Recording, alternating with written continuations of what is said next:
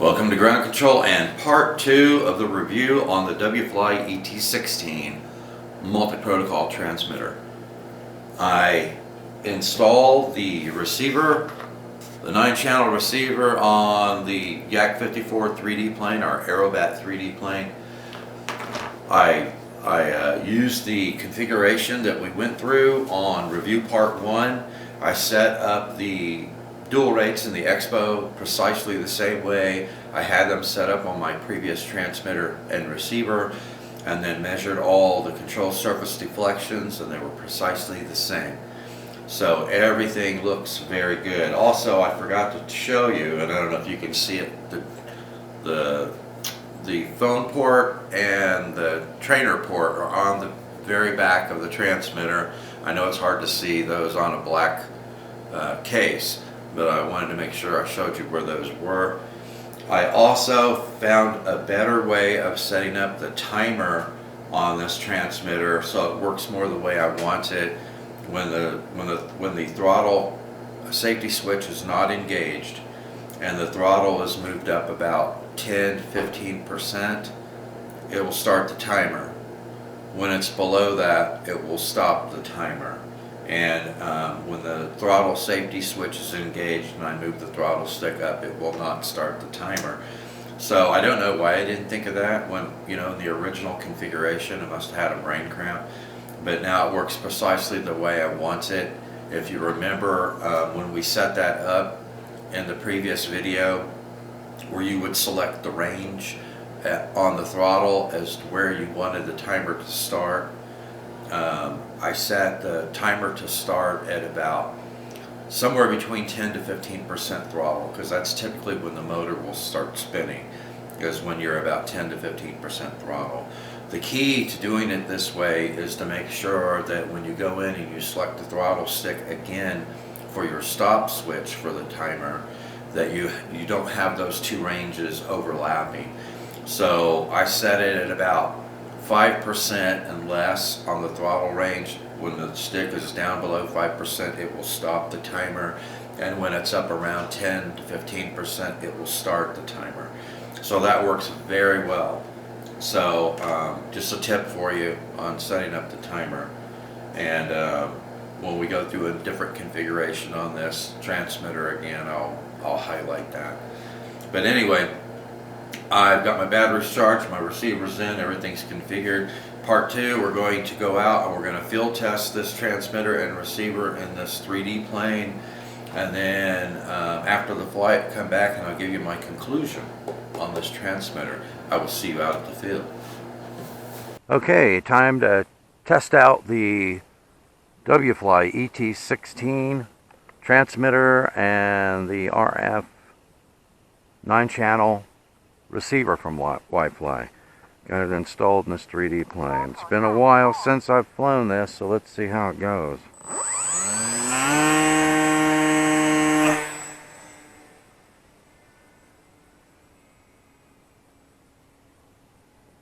Yeah, I forgot this plane does not like to fly fast. It likes to fly slow. Oh, nice.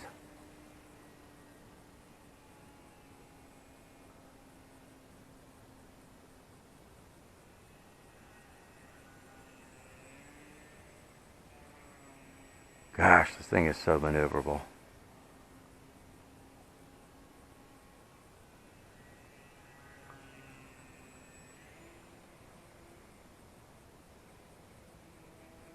Oh my gosh. I had forgotten how maneuverable this plane is.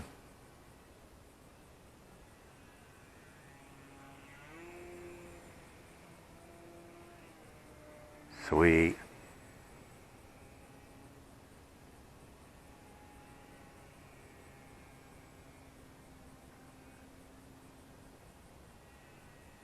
And that sun is in a bad spot this morning. Let's see if we can stay out of the sun.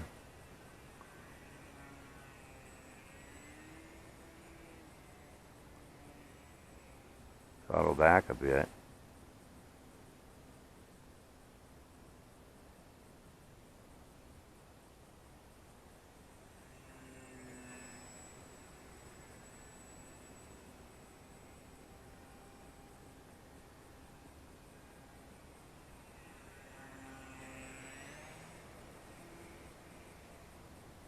Oh yeah, that is too sweet. I think I need to increase my expo on my ailerons a bit.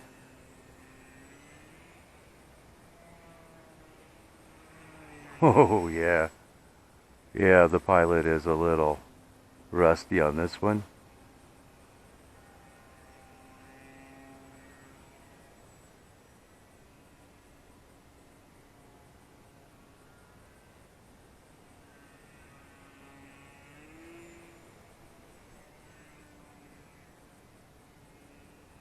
But the transmitter and the receiver are working fine, even if the pilot's not. Oh yeah. Gimbals are smooth.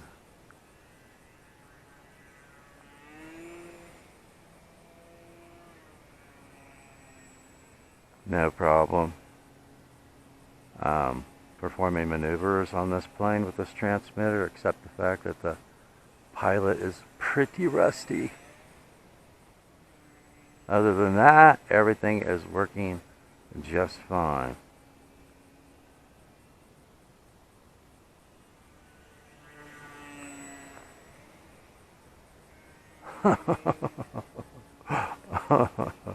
Oh, that is too much fun. Stay out of the sun.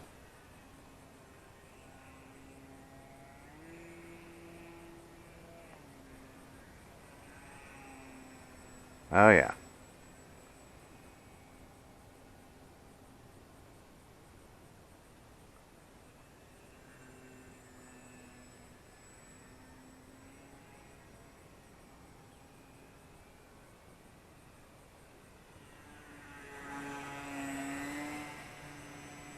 It just doesn't seem to have as much power as it had last time I had it out.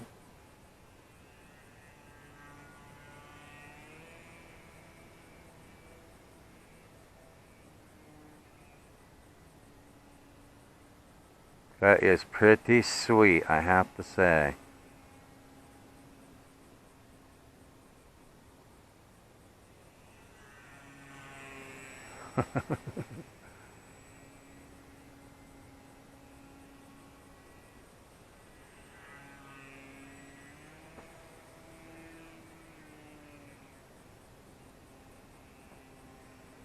Yeah, it really feels like my battery's falling off pretty good.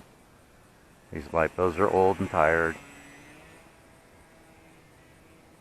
10, 9, 8, Okay, 7, it's complaining. 5, That's my timer. 3, 2, Let's see if we can bring it in. timer 1 set, time out. Alright. Give me a minute.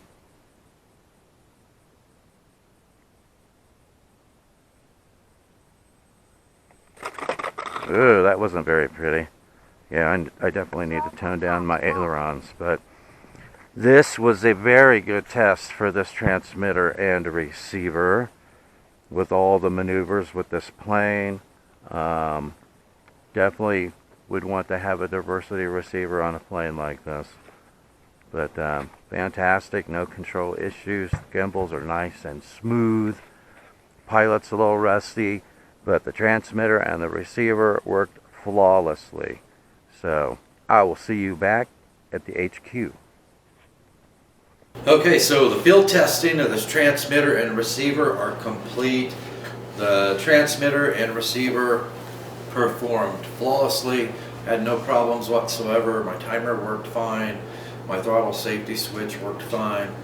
Everything worked great, and that was the setup that we used from review part 1 when we set up the receiver and the servo. So there are some features on this transmitter that I absolutely love, and top of the list is the color touchscreen. I love having a touchscreen on a transmitter. It makes quick work of everything. So much easier to navigate than using the direction buttons, so that's absolutely great. I love the fact that it has a standard JR module bay.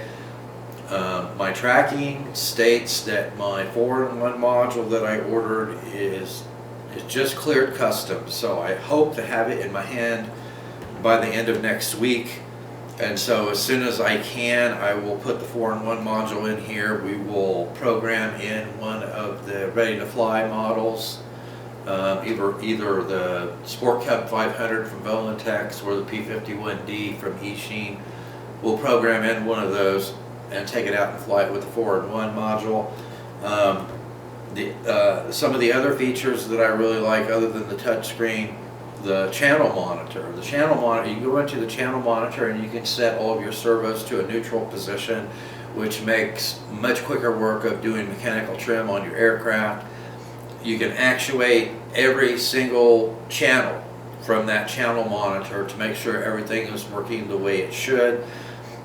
There's a lot of mixing shortcuts that are pre-made for you for the most common types of mixes, which also makes it, pretty quick setting up a plane. And you saw in review part 1 where we went through the menu, told it what type of plane we had, and it set everything up appropriately.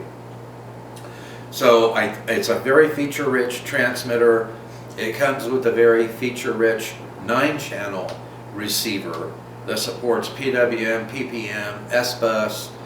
It has a USB port for updates. It has a data port for external sensors. It comes with a external voltage lead and it has a port for that. So it's a very feature-rich receiver as well, diversity receiver, 9-channel receiver. So I think that for what you get, I think at the price point they're going to be listing this at, I think it's a pretty good value. That's my take on it. And so I hope you guys enjoyed the review. I hope you enjoyed the little tutorial on setting up an aircraft with the timer and the throttle safety switch and the field tests. Even though I was a little rusty on that 3D plane, we got through it. So, all right, so thank you for watching, and I will see you in the air.